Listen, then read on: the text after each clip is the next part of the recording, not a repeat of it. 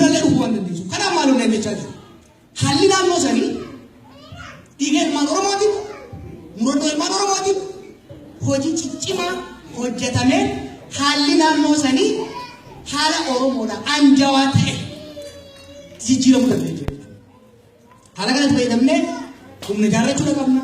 Hojii hojjetamaa jiru hojjetamuu qaba. Gama miidiyaatiin haa taatu, gama siyaasaatiin haa taatu, gama hayyootaatiin haa taatu harka wal keessa dhaqannee deemaa jirra. Hojii kun jabaachuu qaba. Kanaaf wanni barbaachisu maali?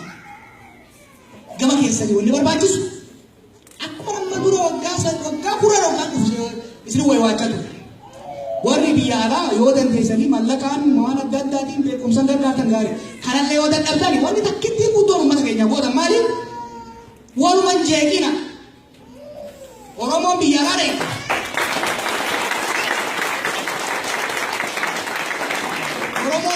Oromoo biyya alaa dheedha tana namni hedduu abdata. Isin yaadalle citaa muka isin yaada. Citaa muka isin abdata.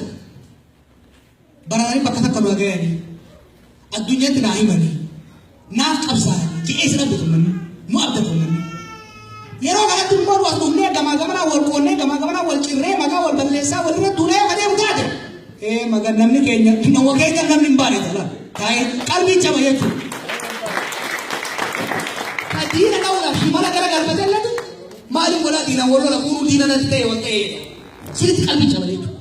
Yommuu isin akkana baatanii wal jaalatanii tokkummaadhaan jaalalaan Oromummaa irratti walii dhuftanii walii dirmattanii walii dhageessanii walii obsitanii bifa miidhagaa kanaan jaarmayoota keessa cinaa dhaabattan ammoo Oromoon maal jedhe?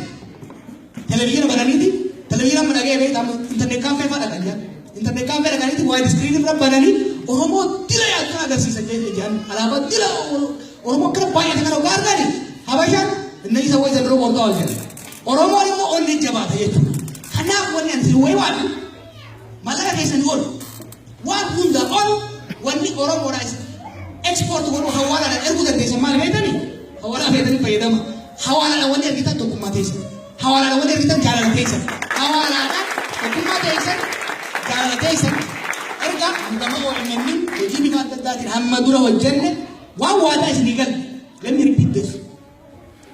Waan hin dandeenye waadaa isinii galle. Waan waadaa isinii galle immoo takkaa fi qambaamna takkaa hoo carraa hin dhumna. Utuba deemuun hin jiru jechuudha. Nuyi hin hojjenne yoo hojjenne ni hojjenne.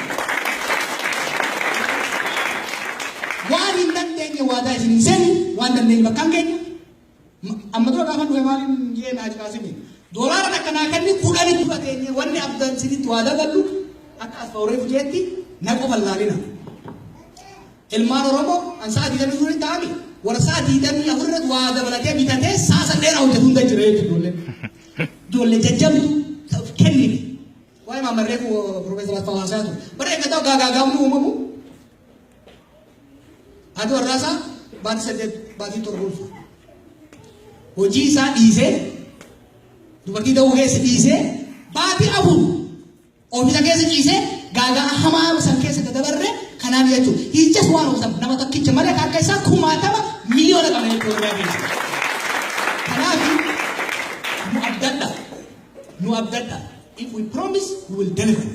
Yoo waadaa isinii galle bakkaan keenya kana yoo isin cinaa jettan akkuma gaafa duraa jedhe tokkummaa kanaan haga duubaa na dhiibdanitti diinaa miti dhagaan fedhe yoo dura dhaabbate daaraa gooynee daa'imee bira dabarree Oromiyaatti baanachaa gara